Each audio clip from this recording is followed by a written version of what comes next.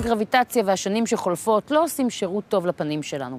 אנחנו לא מדברים עכשיו דווקא על קמטים, אנחנו מדברים על אחד הדברים המשמעותיים ביותר בתהליך ההזדקנות, והוא עיבוד נפח מהפנים. הגענו לדבר עם דוקטור אירנה סנדלר על עיצוב עצמות הלחיים.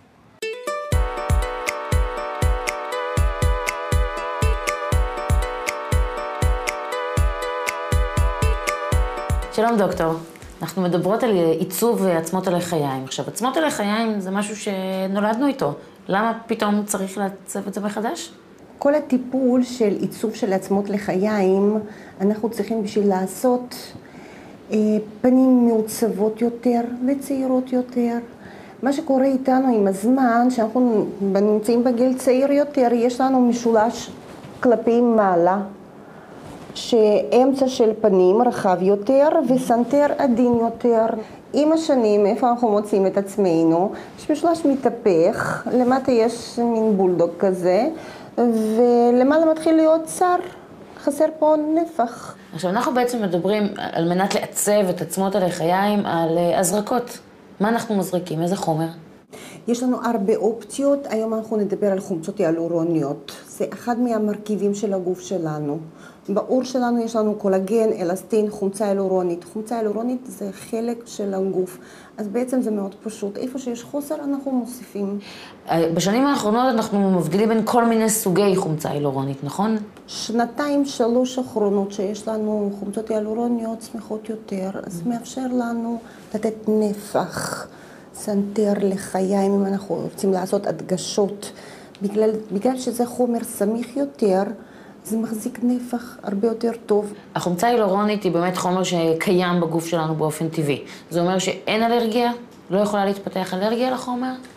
לא, אף פעם זה לא קורה. מה שנפוץ ובאמת תופעה שלא נדירה אצלנו, זה יכול להיות שטף דם קטן, חולף עם הימים, עם כל הקונסילרים ומייקאפים, אפשר להסתיר את זה, זה לא פרובלמה באמת.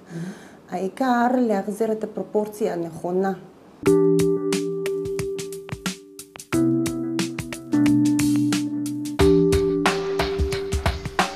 אז נכנס או נכנסת המטופל או מטופלת לקליניקה, מה קורה אז? אז אנחנו שמים קרם ללחוש מקומי, בערך בסביבות 10 דקות, רבע שעה, לא יותר מזה.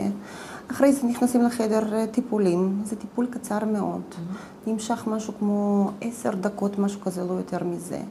מוסיפים את החומר שאנחנו צריכים להוסיף במקום נקודתי, בלבד איפה שיש חוסר. אחרי זה עושים כמה דקות עיצוב, ושלא יהיו לנו כחולים, אנחנו שמים קרח, 5-10 דקות, אישה מתאפרת, חוזרת לסידור חיים שלה רגיל, לשגרה, אין שום הגבלה. זה טיפול לא טראומטי, אז אין לנו החלמה.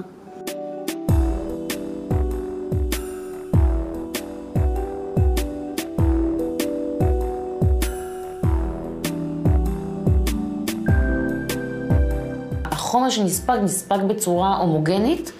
חומצה היאלורונית נספגת תמיד. זה אחד מהיתרונות וחסרונות שלה.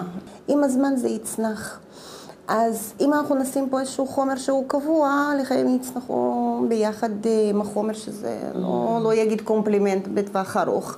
אז זה נספג לגמרי, תוך 1.5 שנתיים מבן אדם לבן אדם, אבל זה מתפוגג.